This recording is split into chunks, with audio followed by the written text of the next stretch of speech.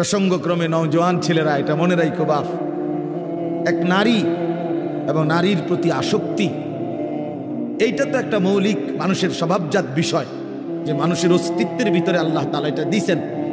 কিন্তু সেইটা কেউ যদি নেককার স্ত্রীর জন্য অপেক্ষা করে আর আল্লাহর কাছে দোয়া করে আর নেককার স্ত্রী, চরিত্রবান স্ত্রী মিলে, আল্লাহর কসম, তো পৃথিবীতেই তার ঘরে, তার জীবনে জান্নাতের সুখ বিরাজ করে।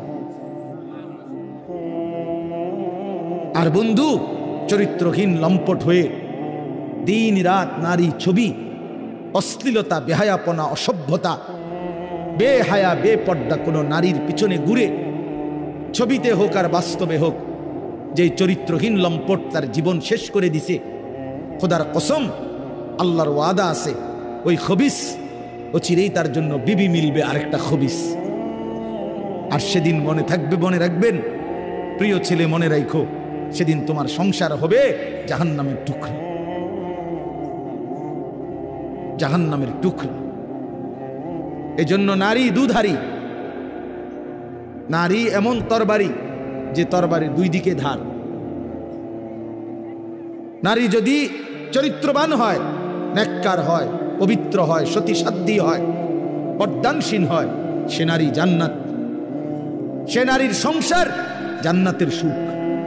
আর নারী যদি চরিত্রহীন হয়, বেহায়া হয়, বেপর্দা হয়, চরিত্রহীন, অসভ্য হয়, খোদার কসম, ওই নারী তোমার জীবনের জন্য জাহান্নামের আগুন টুকরো। এজন্য তুমি মনে রাখো বন্ধু, আজকের এই চরিত্রহীনতা আগামী দিনে তোমাকে এর সুদ দিতে হবে।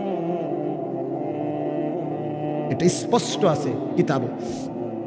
আমার কাছে আরবি কিতাব আছে, ইমাম শাফিঈ রাহমাতুল্লাহ আলাইহি বলছেন, আয-জিনা কারজুন, জিনা ব্যভিচার, বিবাহ বহির্ভূত নারীর সাথে, মেয়ের সাথে যে কোনো রকমের সম্পর্ককে জিনা বলে। জিনা ব্যভিচার শুধু লজ্জাস্থানের জিনা না, বিবাহ বহির্ভূত। হাসো, হাসলে ভালো, কারণ কিছুটা প্রতিবন্ধী যারা হয় তারা হাসে, যাদের মানসিক সমস্যা, ব্রেনে ডিস্টার্ব, সে গুনাহের কথা বললেও তার হাসি আসে, যে আমারই তো কইতেছে, তখন সে বুঝে যে আমি অসভ্যরই তো কইতেছি। বুঝেন নাই? এর যখন এটা বুঝাই যায় যে সে যে কিছুটা প্রতিবন্ধী, এটা তখন বোঝা যায়। বুঝছেন? তো এই জন্য বললাম যে এইটা আয-জিনা কারজুন।